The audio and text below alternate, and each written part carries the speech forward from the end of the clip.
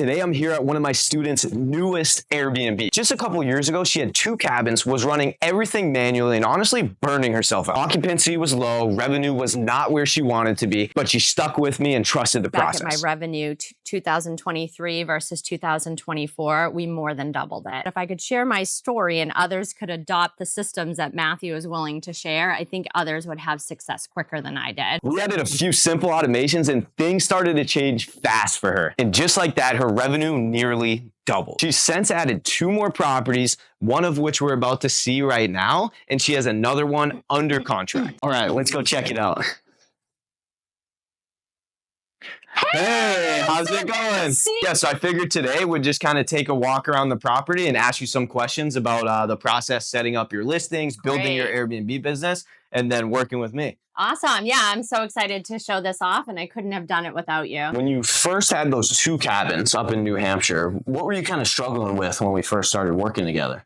I think I was struggling with absolutely everything, to be quite honest. I became a real estate investor by default. I had always envisioned having a second home, and I thought me and my family would use it much more often than we did. And after a few months of owning the property, we realized we just weren't going to be able to use this beautiful property. So I became like a default real estate investor at that point.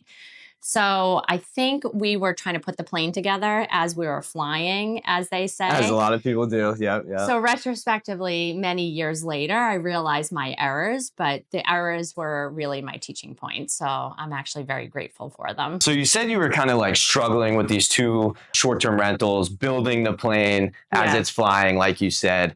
And it can be difficult when you're operating a short-term rental. And I think a lot of people, when I tell them that, hey, we have a portfolio of 16 properties, they're amazed. They don't know, how we're doing it. They think we're scheduling every single cleaner on our own. They think we're messaging every guest the check-in, check-out messages. They think we're managing our revenue with the PriceLabs. And they think, we're reaching out to all these guests for reviews and doing all of this. Yeah. Right. So that's kind of, I'm assuming, what you were doing in the beginning. Yeah, that was what I was doing. So I think I was really good at identifying distressed properties and kind of getting the design up and running. But the things that I was not good is setting expectations with the cleaners and all of our vendors, communicating to them. Guest communication was taking up a lot of time. At the time, I was working at my full-time job and I was stressed out when I wasn't able to look at the messaging, just, organizing the cleaners. It was a lot of texting. And when the reservations would change, I would drop the ball. So we had some malfunctions with that. So I was basically making all the mistakes, and the automations were definitely needed. Yeah, right. So you were messaging all the guests yourself, scheduling the cleaners and all that, right? And the pricing.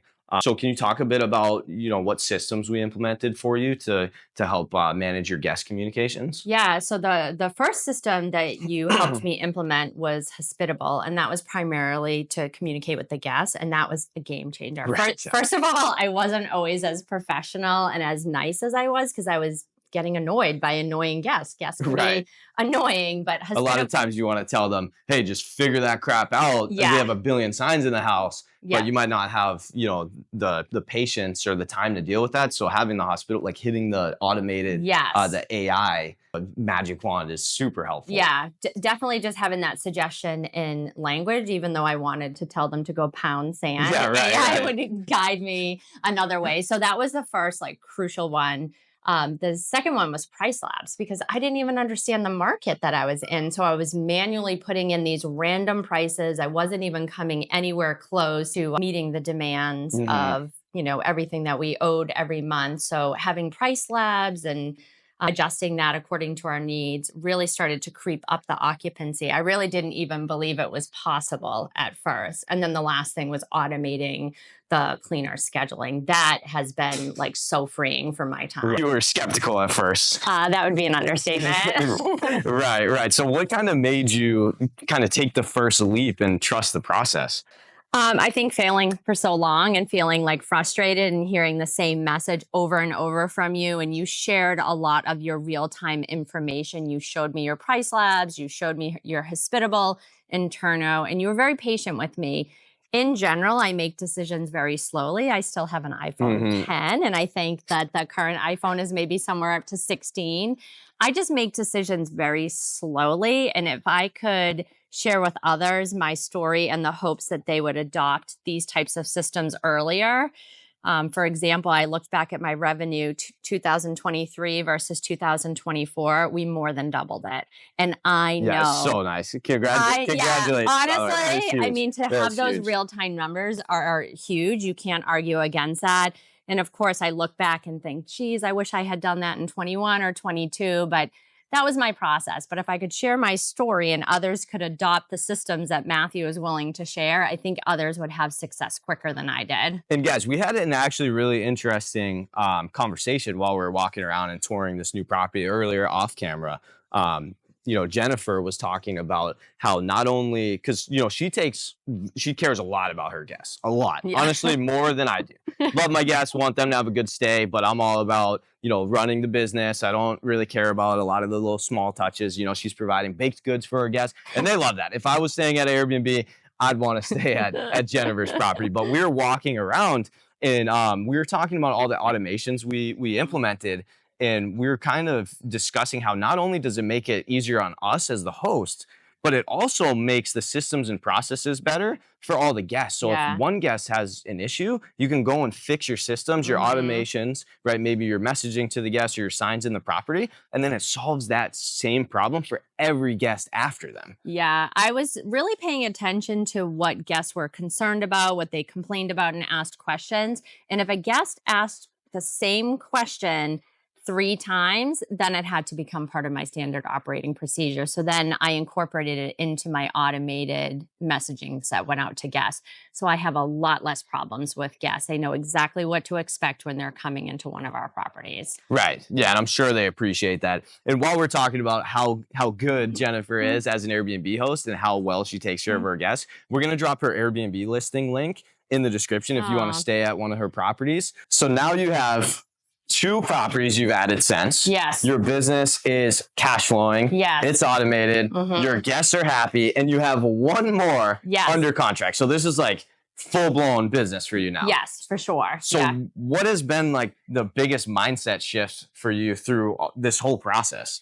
I think trusting the automation and messaging, PriceLabs has been huge for me, or any automation and pricing. I didn't actually believe when these prices were posting in the calendar that I could actually get this pricing. And I remember you saying to me, just sit with it and see if you can get those prices. You can always manually adjust. And then I started getting these big prices and I just couldn't believe it. One of our New Hampshire properties, we just got our highest rate ever for a booking coming up this summer.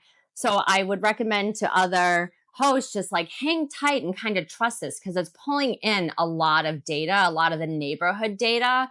So I'm always using that enemy method where I'm assessing my local properties. I'm seeing what they're offering. I always, want to beat people on the experience, not necessarily on the price. So I try to elevate the hosting experience by putting in a lot of extras that guests are not expecting, because I don't include it in my listing. I want to have that wow factor. I want them to feel really comfortable and taken care of when they're at one of our properties. So I think just trusting these automations is huge, but also knowing my responsibility is to check in on my properties regularly. Yeah, so Jennifer just brought up a good point, right? You talked about the elevating the guest experience, right? So you want to compete on experience, not always on price, because if you compete on price and your property is just a cookie cutter, dime a dozen, there's a billion other properties that look like it, then you're going to get the discount shopper that's just going to pay you the lowest price, right? But if you add in those amenities in your market that have a really high demand and you have rare amenities, then those guests are going to pay rare prices, because at the end of the day, what do we want when we go on vacation? We just want great experiences and memories that are going to last forever with our families. And, you can ask me personally, you can ask a lot of people, memories with your family and that family time is priceless. So when you really create experiences like Jennifer has here with the hot tub, the outdoor games, the pool, the board games in the living room, people are going to pay extra to have that experience with their family. For sure. I'll have to say some of the things that I've learned the value in is having a nicer quality mattress and plush bedding. We do the foam toppers and like a nice mattress pad and high quality towels. All of our guests are going to be using our mattresses and using our towels. I don't advertise how high of a quality that we use them. and regularly we get comments about them. So I'm really happy to provide a very elevated experience for our guests. Right, because you might not be able to advertise that sort of thing in the listing, right? But you'll get the 5-star reviews if you kind of deliver an experience above what the guests expected, right? Yes. And when you can do that and add a few little touches above guest expectation, that's when you get the 5-star reviews, and in turn, you get 5-star reviews, you drive more revenue, you drive occupancy, and yes, it's what we're here to do. Yes, and I'll have to say these automations have freed up so much of our time. It's not a set it and forget it. There's no passive income for me. I don't know the investor who it's truly passive for, but this has truly allowed me to focus on passion projects like our new renovation project. Right. This is the kind of transformation I love to see. Overwhelmed host to confident investor and scaling fast with just a few simple changes that we made for her business. If you're a host that feels stuck, trust me, you don't have to stay there. If you have questions or want help, shoot me a message. I'm happy to chat, or just follow along with the content. I talk about all things Airbnb, tips, tricks, advice. Follow along the channel, like, comment, subscribe, and I'll see you in the next video.